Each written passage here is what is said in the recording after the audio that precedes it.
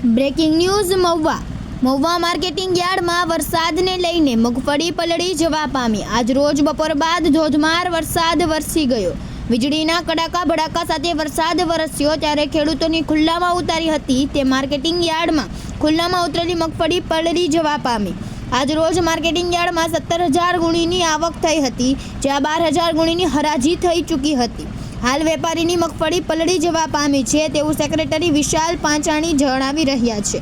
આવી ફરી એકવાર ખેડૂત પાયમાલ થાય તો નવાઈની વાત જ નહીં। રિપોર્ટર ઝુબેર કાઝી, મહુવા।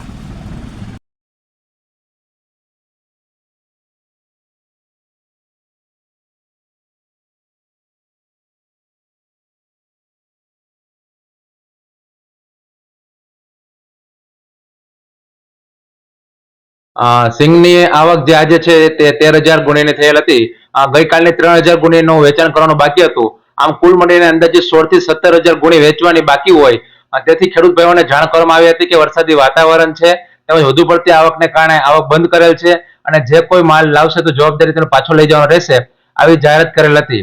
આજે જે હરાજીનું કામકાજ સવારે 9:30 થી શરૂ થયું અને 2 વાગ્યા સુધીમાં અંદાજે 13,000 જેટલું ગુણીનું વેચાણ થઈ ગયેલ છે। ફક્ત 3,000 કે 3,500 ગુણી વેચાણ જે બાકી છે તે શેડની અંદર સુરક્ષિત છે, પરંતુ અચાનક વરસાદ આવવાને કારણે જે ગ્રાઉન્ડની અંદર પડેલી હતી કે જે હરાજી થઈ ગઈ હતી અને વેપારીઓ દ્વારા તેઓનું ખરીદી થઈ ગઈ હતી, તેઓનું થોડુંક નુકસાન થયેલ છે।